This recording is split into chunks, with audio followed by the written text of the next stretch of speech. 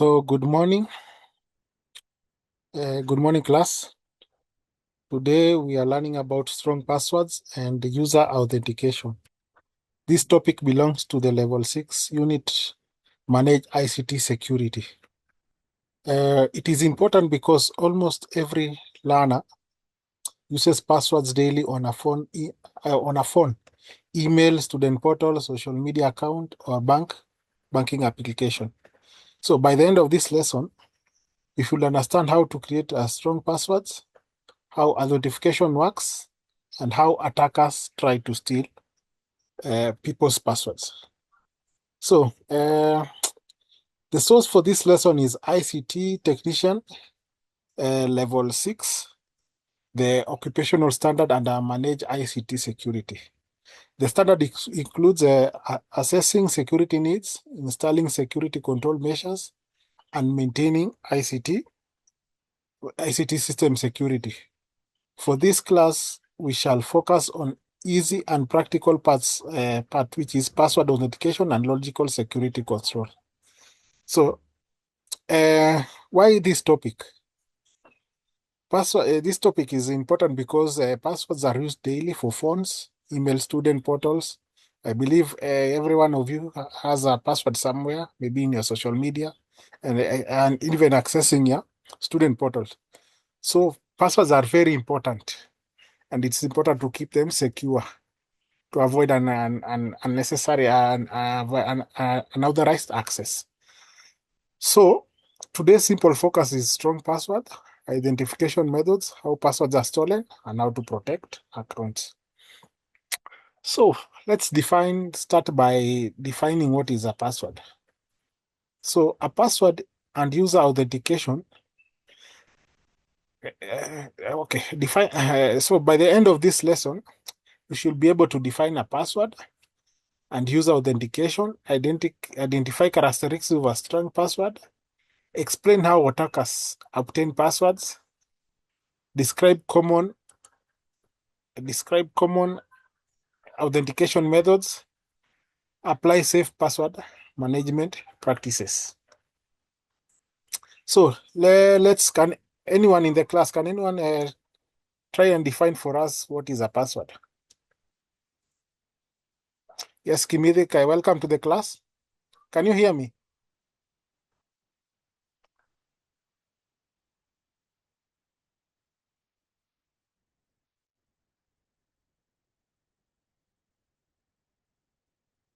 Can you give us can you try to define what is a password? Okay, it seems like he can't hear me. So, okay, a password is a secret combination of letters, numbers, and symbols used to protect access to a system. And user authentication, this is the process of confirming that a user really is really the person they claim to be before access is allowed.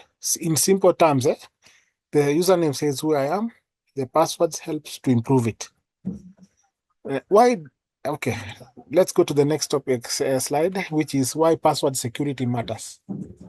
A stolen password can allow an attacker to read messages, steal money, change records, delete files, or pretend to be the account owner. I believe you have already experienced such cases whereby somebody has hacked maybe your friend's WhatsApp, and you start receiving messages like, hey, kindly assist me with 5,000 urgently. So that is one of the reasons we need to keep our records, our passwords very secure. So if we don't like secure our password, if it is easily for an attacker to use it, it can lead to damage, financial damage, reputation damage. Somebody can post bad things about using your social media account and get you into trouble.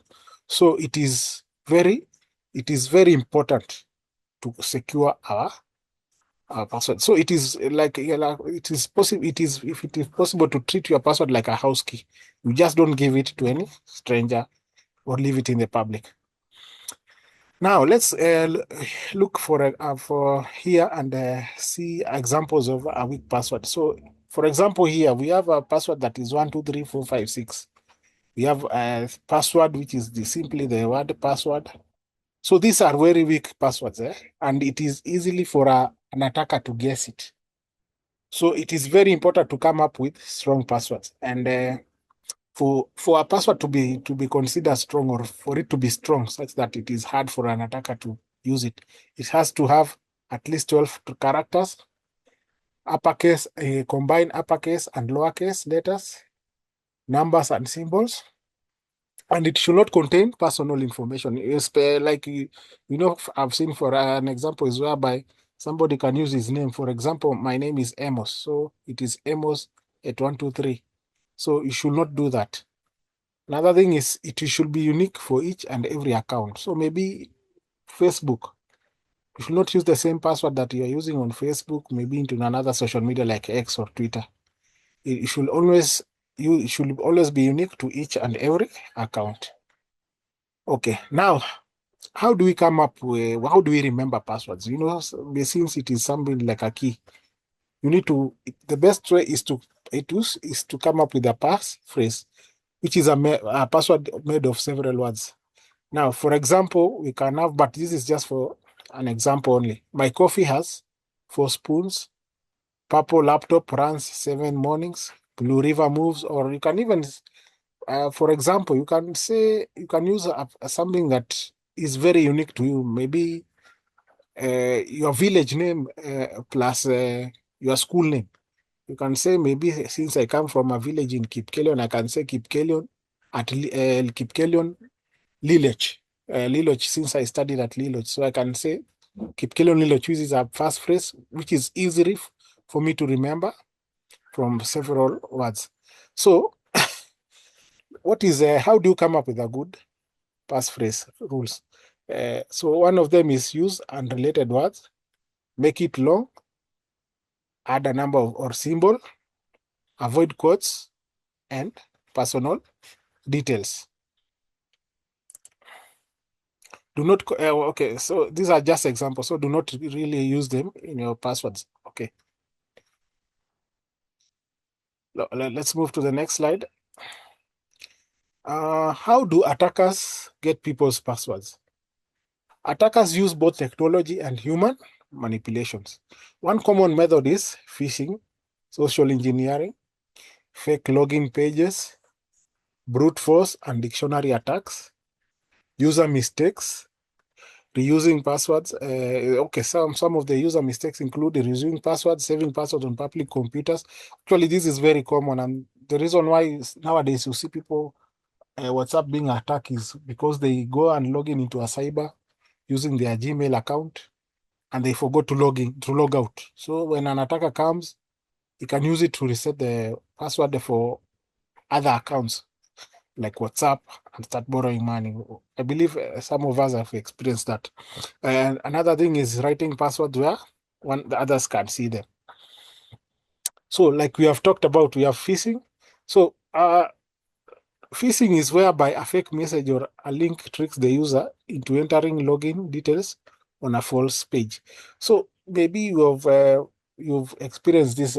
Somebody sends you like, come and log into your Facebook account, but when you check the URL, it is not Facebook. Actually, it is maybe another URL like Facebook. So that is a phishing attack.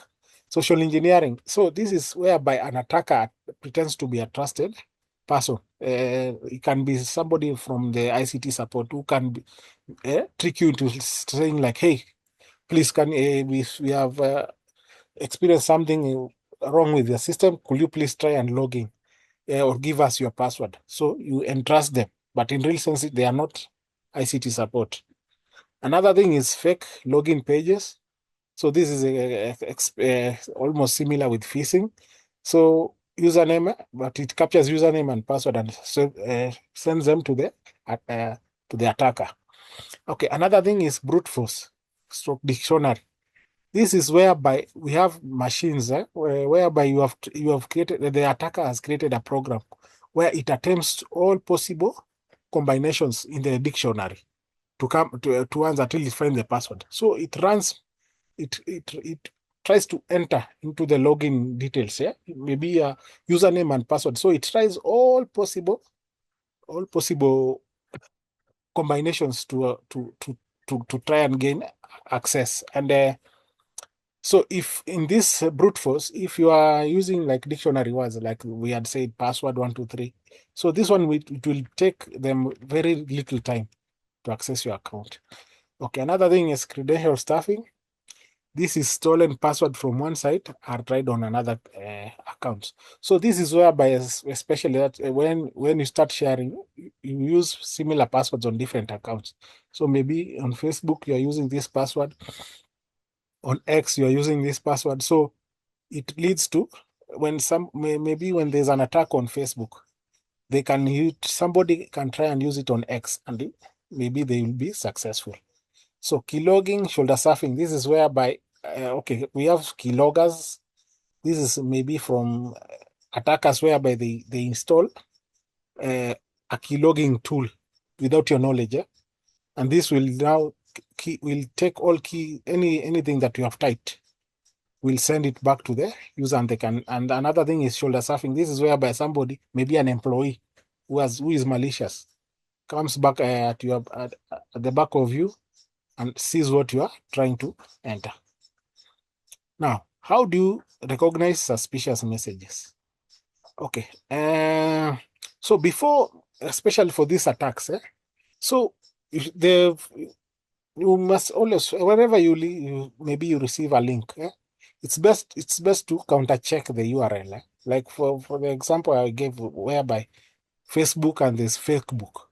So always check unfamiliar link or spelling mistakes. This is some of the things that you need to check. Okay. Another thing is when maybe somebody has called you and said, "Hey, I'm from ICT. I'm doing this." If you are suspicious, sometimes you can feel like this thing is not correct. Just can't cancel that call, and then you make the call. Not don't just dial back. Go make a call to that individual to verify if it is indeed him who was requesting those changes. Okay, now authentication method. What is authentication like? We talked this whereby you prove if you are the person who you are. So for authentication, it needs three things: something you know, something you have, and something you are.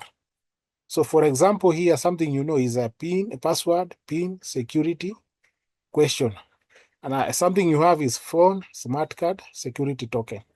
Something you are is fingerprint, face recognition, voice recognition.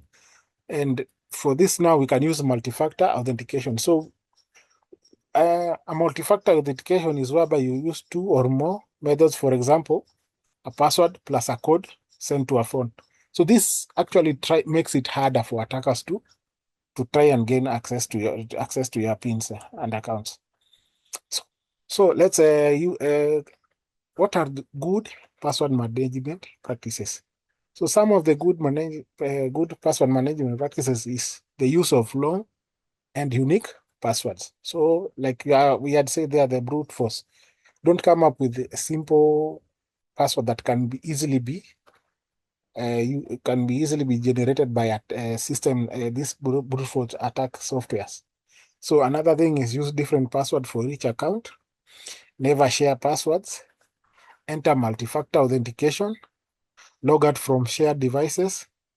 Do not keep do not share password on public computers. Keep software and antivirus updated. Avoid suspicious links and attachments. Uh, and so on and so forth. So golden rule: strong password protect your account. Be careful. Online behavior protects your password. So now let's see. So now we'll have an activity. So I would like you to, in your computer right now, just try and come up with a password, a very unique password that follows this. You remember the the follows the good password management practices, and sorry.